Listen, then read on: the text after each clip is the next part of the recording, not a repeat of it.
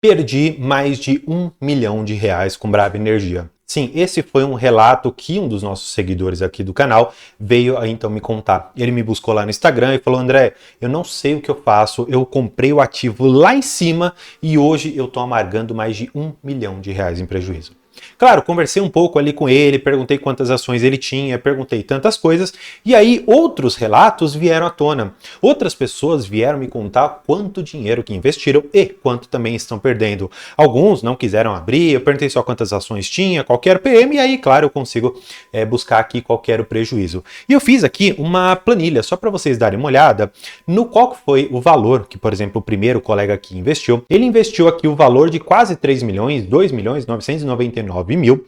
Ele tem aqui aproximadamente 85 mil ações. Outro colega que veio me falar, ele falou: André, eu tenho um PM aqui de 23, eu tenho 28.300, e aí, claro, peguei o valor investido, 650 mil reais, e olha só a perda que esses dois colegas estão tendo até o momento, e claro, eu até entendo um pouco dessa preocupação toda com o ativo, né? Um dos colegas está perdendo aqui 1,5 milhão, outro está perdendo quase aqui 170 mil reais. Independentemente do cenário, eu tô falando aqui que é muito dinheiro que as pessoas estão investindo em Brava Energia, muito porque existe uma confiança de que é possível pagar um certo dividendo, que é possível crescer e tudo mais. E aí eu falei, tá, deixa eu ver aqui o que os analistas estão falando. E recentemente a própria companhia, ela fez um encontro com os analistas de mercado para falar o seguinte: olha, deixa eu colocar aqui todo mundo no mesmo pé, já que tá todo mundo especulando que é compra, que é venda, que o preço é tal, que o preço é colar, e ninguém sabe para onde que a empresa vai, a empresa chamou todo mundo e falou: vamos sentar para conversar? Deixa eu te explicar meus planos, deixa eu te falar o que eu quero fazer. E aí o BTG trouxe um relatório muito interessante para a gente, que eu vou trabalhar todo este documento com vocês, porque tem coisas fundamentais aqui. Eu tenho certeza que vocês estão preocupados, né? Então, o preço que eles estão estimando, tá bom? E aí eu estou falando de uma recomendação de compra que a própria BTG está dando, né? Que está aqui em cima a recomendação de compra. Preço-alvo de R$ 52. Eu puxei aqui para a gente dar uma olhada, isso daria aproximadamente 210% de alta no ativo, tá bom? Saindo aqui dos 17,09, chegando aqui em 52,09, tá? Não foi um arredondamento um pouquinho aqui para cima, tá? Mas quase 210%, tá? Ponto é, eu quero que vocês percebam que existe sim um certo otimismo. E eu já vou trabalhar com vocês todos esses grifos aqui. Eu quero antes fazer um exercício com esses colegas que estão um pouco com medo, um pouco com receio de permanecer no ativo. Claro, eu não estou recomendando você não fazer nada, de você vender, comprar, enfim, você toma a sua decisão. Mas eu quero que você veja algumas coisas que podem dar um cheirinho do que a empresa pode ser no futuro. Olha só, eles têm aqui o valuation e tem aqui o resumo financeiro. No valuation, eu quero trabalhar com vocês o EV/EBITDA. Eu gosto muito desse indicador porque, em resumo, o EV/EBITDA significa, tá? O EV significa o valor da empresa, né? O valor em mercado, dividido por uma aproximação da sua geração de caixa operacional. O que significa isso? Imagina que você tem uma padaria. Tá? Essa padaria está avaliada em 100 mil reais. Só que essa padaria, ela tem a capacidade de colocar no seu bolso, colocar dinheiro no seu bolso, por exemplo, ali 60 mil reais por ano. Poxa, olhando nessa composição, você consegue perceber que a empresa ela gera muito caixa em relação àquilo que ela está valendo. Será que realmente uma coisa e outra estão batendo? É muito importante a gente fazer essa análise para perceber se o mercado ele está trazendo um preço muito baixo para o ativo em relação ao que ele gera de caixa, porque o que acontece, né? Uma das métricas que nós temos no mercado é o fluxo de caixa descontado.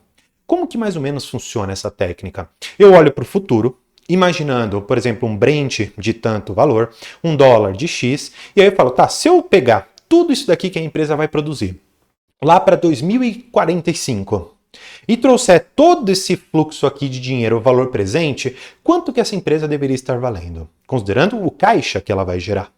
Será que uma vez e meia, toda essa geração de caixa é uma precificação razoável? A meu ver, não. Quando você olha para a Prio, para a Petrobras e algumas outras, você vê que esse indicador é muito maior. O que me leva a crer, pelo menos neste momento, que quando a geração de caixa, ou EBITDA, for maior, o valor da empresa também sobe, ou seja, a cotação também sobe para que a gente consiga equilibrar uma coisa e outra, tá? Outra coisa que eu quero mostrar para vocês, eles estimam para 2025 um DPA, dividendo por ação, na ordem de R$ 4,01. Eu vou fazer esse exercício aqui com vocês, só para a gente considerar. Vamos colocar aqui o valor de dividendos na ordem de 4,01. E o que eu vou fazer? Eu vou pegar a quantidade de ações que esse colega tem e vou multiplicar por esses 401. Se fosse o caso, se ela pagasse tudo isso, você receberia em 2025, né, no final, vou colocar dezembro como, vamos dizer assim, uma métrica para você avaliar todo o ano, você receberia R$ 343 mil. Claro, compensa esse prejuízo? Não, não compensa. Agora, você concorda comigo que uma empresa que paga R$ 4,00 de dividendo não ficará cotada a 17? Porque o mercado ele vai falar, tá, é uma empresa de commodity, então ela tem que pagar pelo menos aqui 10% de dividend yield. Neste caso, a empresa iria para aproximadamente R$ 4,01, tá bom? E claro, por mais que a conta talvez não seja especificamente essa, mas o que eu quero te mostrar é que, ainda que haja um certo pessimismo no momento, existe um potencial pela frente. E aí a gente pode fazer esse cálculo para o outro colega que tem aqui essas 28 mil ações. É só nós multiplicarmos a quantidade de ações pelo dividendo que vai ser pago e o colega ele receberia em 2025 o valor de R$ 113 mil, muito próximo ao valor aqui que o colega tem investido, tá? Ou pelo menos perdeu aqui no momento, né? O que eu quero te mostrar com essas duas situações? Eu quero te mostrar que os dividendos eles são sim um componente fundamental para você trazer o retorno composto, mas o que eu quero te mostrar também é que dividendo tão alto quanto esse, talvez não seja de acordo com aquilo que o mercado irá pagar. E aí a gente pode voltar para essa conta, porque vale a pena. Vamos fazer aqui o dividend yield, né, que seria este valor aqui, aí eu vou colocar até entre parênteses para que a gente tenha a conta já certinha, dividido, pelo valor atual, que está em R$ 17,03, vou multiplicar isso aqui por 100 para a gente ter o dividendo. Ó, eu estou falando de um dividend yield na casa de 23,54%, apenas de forma recorrente. Eu não estou falando de não recorrente, estou falando de forma recorrente. Você acha que o mercado vai deixar como tá assim, 23,5% e ninguém pagando um preço maior pela ação? Me parece que não é o caso, tá? Entretanto, aqui entra algo fundamental e você tem que tomar muito cuidado com isso. Existe uma diferença monumental entre uma empresa que já entrega e para uma empresa que ainda não entrega, que depende de trazer toda essa eficiência operacional, eficiência financeira e tudo mais para dentro da empresa. Portanto, paga-se múltiplos diferentes exatamente pelo fato de uma empresa entregar e a outra ainda depender de entrega. E nesse ponto, eu vou trazer vocês para o relatório do BTG mais uma vez, para a gente dar uma olhada em tudo que foi dito, tá? Olha só, primeiras coisas que eu quero trazer. Deixa eu até mudar de cor para ficar mais fácil para a gente. Vamos lá. Esclarecendo aqui as preocupações comuns com atualização que é encorajadora. Eles falam aqui sobre prioridades de curto prazo da empresa, ou seja, estamos falando de coisas que vão acontecer ainda em 2024, estamos falando de coisas que vão acontecer ainda em 2025, ou seja, curto prazo. Será que no curto prazo, você esperar um ano para você pegar uma valorização que pode chegar a 52 ou muito mais, como eu já projetei um valor um pouco maior que esse, você concorda comigo que pode valer a pena segurar ali por um ano? Claro, não estou dando recomendação, é apenas a minha forma de pensar e é o que eu estou fazendo com o meu dinheiro. Existe uma frase no mercado financeiro que é "Put your money where your mouth is", ou seja, coloque o seu dinheiro onde a sua boca está, onde você acredita, nas teses que você acredita, e eu de fato acredito na Brava Energia, porque acredito que essa nova gestão tem capacidade de entregar muita coisa, tá bom? Entretanto, eles falam o seguinte, que apesar de tudo, gostamos do tom aqui da reunião, mas eles podem fazer aqui alguns ajustes negativos em relação à expectativa do consenso. Traduzindo isso daqui, o consenso do mercado está negativo, só que eles podem fazer alguns ajustes a depender do que a empresa entregar. Nesse ponto, eles falam muito aqui de papa-terra. Qual foi a grande problemática de papa-terra? A ANP foi lá, a Agência Nacional do Petróleo, olhou a plataforma e falou, meu Jesus amado, isso aqui está caindo aos pedaços. Isso aqui não está promovendo a segurança necessária para as pessoas trabalharem. E exatamente por isso ela interditou. Não é a operação que não estava boa, mas as condições de trabalho não estavam boas. Exatamente para isso, eles falaram, olha, ô Brava Energia, vamos suspender a produção? Faz aqui o que você precisa fazer. Pega a baleeira, que são basicamente barcos salva-vidas, vamos dizer assim, coloca tudo isso aqui no lugar certinho, faz aqui alguns ajustes para a gente dizer que a plataforma está ok. E aí a Brava fez isso, mas foi além e vamos dar uma olhada. Ó, há uma grande confiança de que o campo de Papa-Terra será retornado até o final do ano.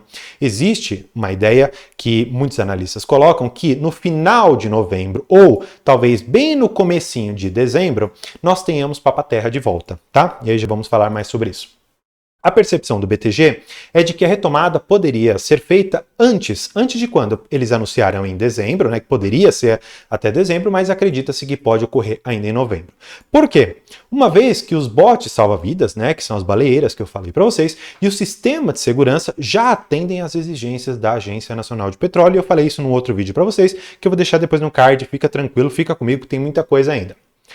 O que eles falaram? A administração da Brava priorizou primeiro a conclusão nos investimentos em integridade dos ativos, o que acabará aumentando a capacidade de armazenamento para aproximadamente 500 mil barris e apoiará a estratégia comercial do ativo. Resumindo tudo isso aqui, a Agência Nacional brecou. Opa, não está seguro. Aí a Brava foi lá, resolveu tudo o que tinha que fazer, deixou seguro. Só que enquanto a ANP não dá o aval para você produzir, a ANP, e aí eu falo isso no outro vídeo, depois fica calmo, você vai para lá depois desse vídeo aqui, ela falou, olha, eu não vou deixar você começar a produzir agora. Só que se você quiser fazer os testes aqui de armazenamento, se você quiser colocar ali todas as outras questões relacionadas a esse investimento para armazenar, para dar integridade para o ativo, pode fazer, pode colocar a equipe lá de volta que não tem problema. E exatamente por isso, aumentando a capacidade de estocagem de barris de petróleo, isso é fundamental, porque você consegue, quando você for negociar esse petróleo que você conseguiu extrair, você consegue uma redução um pouco menor, ou até mesmo não ter redução em relação ao valor do Brent. Você não precisa vender o seu produto com desconto. Tem questões comerciais aí no meio, mas eu falo isso em outro vídeo, então tudo com o seu devido tempo nós vamos falar de tudo que tem aqui. Vamos lá. O que o BTG espera? Ele espera que o campo deve voltar a produzir entre 15 e 20 mil. Só para você ter uma ideia, eu trouxe aqui os dados de produção, e aí nós vamos para Papa-Terra para ter essa ideia. Papa-Terra está aqui embaixo, tá? Então, ó, no quarto trimestre de 23 produziu quase 17 mil por dia. No primeiro de 24 produziu 13. No segundo de 24 produziu 13. Em julho, agosto e setembro caiu bem, porque julho ainda estava tudo normal, ficou em 14, mais ou menos na média do que estava tirando. Entretanto, agosto e setembro, com a paralisação, nós tivemos bem pouco. Ou seja, os resultados do terceiro trimestre deste ano devem vir fracos. É uma surpresa para alguém? Não, não é surpresa, os dados estão aqui. Nós sabemos o valor do Brent, nós sabemos mais ou menos o valor do dólar e nós sabemos quanto que ele produziu. Portanto, em termos financeiros de Papa-Terra, não tem nenhuma surpresa, tá? O que a gente espera? A gente espera que volte a ficar muito mais nessa casa dos seus 14 até mais ou menos os 16, 17. E quando a companhia melhorar algumas questões ali relacionadas aos seus equipamentos e tudo mais, perfurar poços e outras coisas, a gente estima que isso pode chegar a mais ou menos seus 20 mil barris e o BTG fala bastante disso. Olha só. Eles esperam atingir a extremidade mais alta da faixa, ou seja, os 20 mil barris, assim que a reforma do poço Papa-Terra 51 for concluída. Previsto para quando? Dezembro? Opa, peraí. Então você quer dizer, André, que existe muito para acontecer em novembro e dezembro deste ano? Sim, é isso que eu estou te dizendo. Portanto, essa coisa que o pessoal está colocando em cima de Papa-Terra, colocando ali, sei lá quantos milhões de papéis vendidos da Brava Energia, me parece muito mais movimento especulativo de curtíssimo prazo. Ou seja, estamos falando aqui para traders, estamos falando aqui para pessoas que investem com horizonte de meses. Não estamos falando de investidores de valor de longo prazo, como é o meu e acredito que também é o seu caso. Além disso, espera-se também a perfuração do Papa-Terra 52, que será adiada para 2026. Porque considerando que Papa-Terra 51 será concluída em dezembro, eles esperam que a produção ela aumente um pouquinho, ela fique estável, e aí eles vão maturar isso por um ano, e depois eles vão ver a necessidade de furar um outro poço, que é ali próximo mesmo de Papa-Terra, tá bom? Falando, por fim, de Papa-Terra, a diretoria espera receber atualizações sobre o processo de arbitragem com a NTE nos próximos 2 meses. Só para você saber e colocar todo mundo no mesmo pé, Papa-Terra é essa bolinha, metade, vamos dizer assim, estaria com a antiga 3R, né, que hoje é a Brava Energia, e outra metade está aqui com a NTE. A NTE não cumpriu algumas obrigações contratuais, o que fez naquela época que a 3R tomasse a parte da NTE e ficasse com 100% do ativo. Claro, a NTE não gostou disso, ela acionou ali a justiça arbitral para que eles decidissem se o contrato foi cumprido ou não, se o que a 3R, agora Brava, fez é justo ou não, e aí nós teremos esse cenário para os próximos 2 meses, pelo menos é o que eles estão dizendo aqui, tá bom? Agora vamos para Atlanta, que é uma das questões mais interessantes que eu posso trazer aqui para vocês. Por quê? Atlanta é um poço da antiga Enalta. E o que acontece? Sempre eles tiveram um problema com o Petrojar. Neste ponto, que é um sistema muito antigo, eles falaram há 2, 3 anos atrás que eles trariam um FPSO. Em grande resumo aqui, é um barco que é uma plataforma, que tem uma plataforma em cima que consegue extrair muito mais. O Petrojar, ele conseguia tirar ali mais ou menos seus 10 até 15 mil barris por dia. Já o FPSO, ele tende a tirar até, tá bom? 50 mil barris por dia. A diferença é monumental e isso, para a Enalta, até então, faria uma baita diferença. Imagina agora para a Brava Energia e nós já vamos falar de questões financeiras depois que eu falar desses poços aqui, tá bom? Vamos para o que o BTG falou. As perspectivas para o campo de Atlanta parecem mais animadoras. Vamos lá? Com o cenário base apontando para o início da produção do FPSO Atlanta em dezembro. Ou seja, mais um gatilho aqui para o curto prazo. Gente, eu estou falando que novembro, Papa-Terra, tá bom? Papa-Terra deve estar de volta. Eu estou falando aqui que Atlanta em dezembro, nós já vamos ter o FPSO. Então, poxa, muita coisa para acontecer no curto prazo. E aí é o que eu te falei lá no começo do vídeo. Você tem empresas que já estão entregando e o preço delas é e empresas que precisam entregar, por isso que o preço dela está aqui embaixo, mas pode ir lá para cima a depender de toda essa entrega, tá bom? Vamos lá.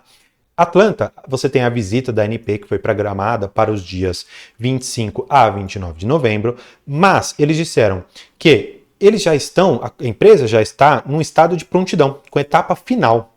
E aí o BTG fala o seguinte, no pior cenário, eles acreditam que a Atlanta deve começar a produzir em janeiro, e, entretanto, isso não afetaria significativamente a evolução da produção do ativo para 2025. Tá bom? Agora, o que esperar da empresa? O que esperar da Brava? Considerando os aspectos financeiros e os aspectos operacionais, tá bom? Vamos lá.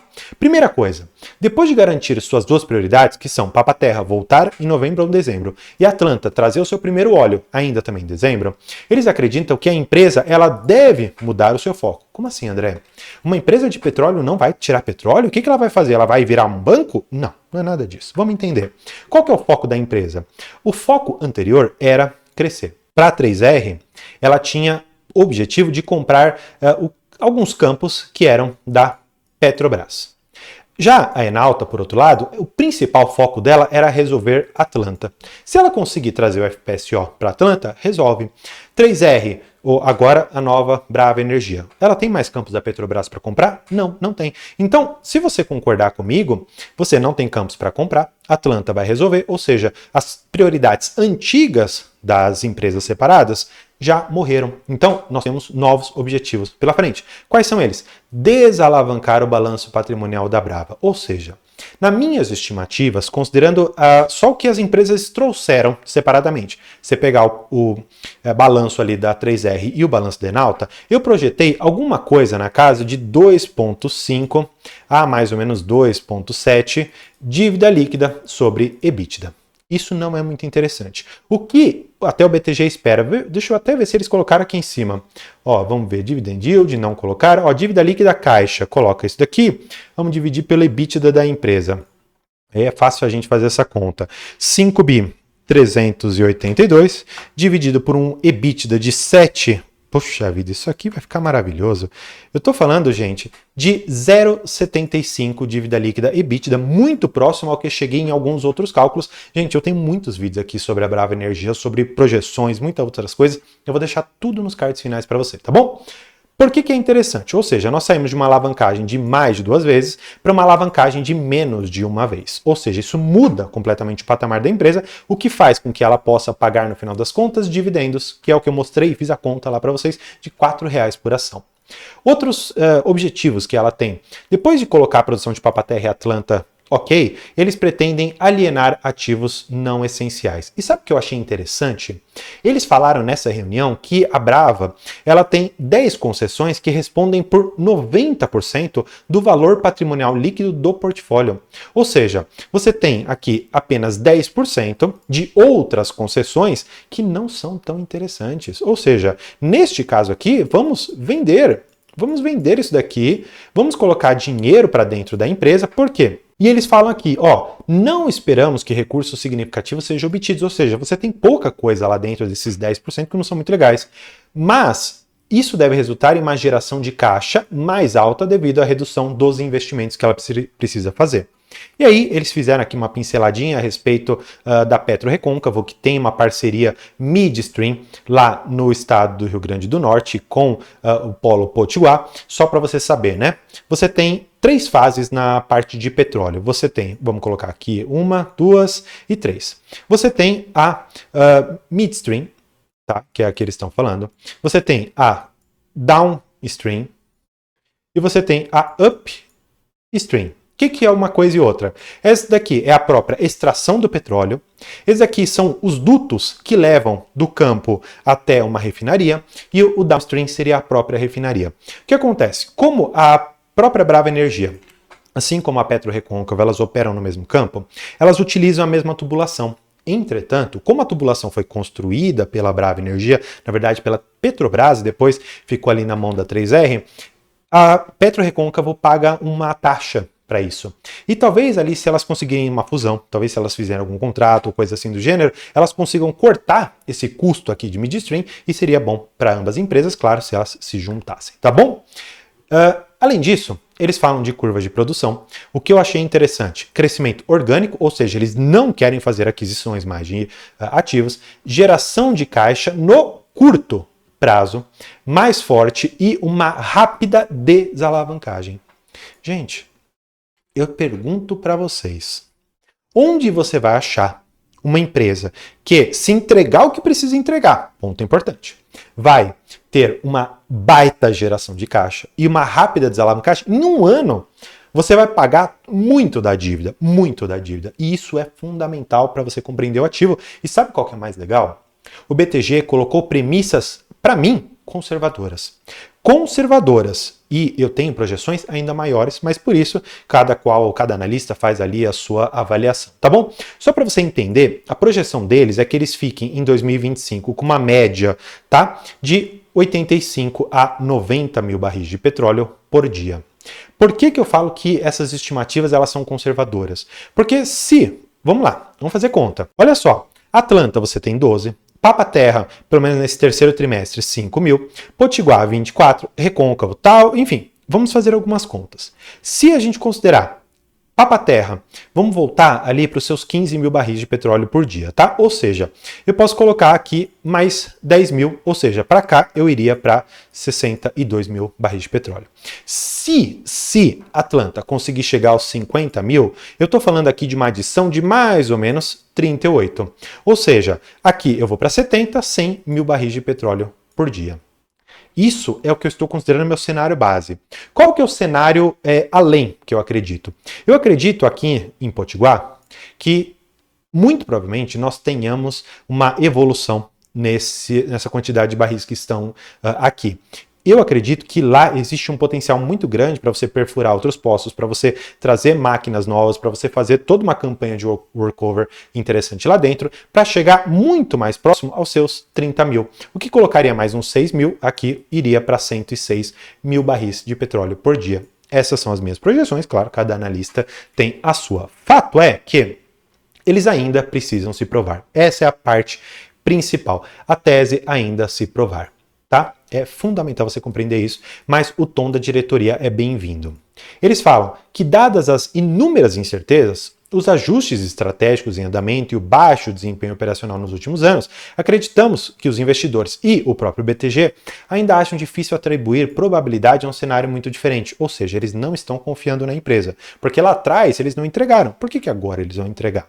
Entretanto, eles falam que a tese de curto prazo da Brava ainda ela é mais como uma opcionalidade. Por quê? Porque eles preferem hoje comprar Prio e Petro Recôncavo, apesar de que eles colocam que, caso a execução seja bem sucedida do plano delineado pela Brava, nos próximos 6 meses poderá levar as ações a um novo patamar, reforçando nossa recomendação de compra, tá? Por que isso é muito fundamental para a gente encerrar aqui? E aí, mais uma vez, vou trazer vocês para cá.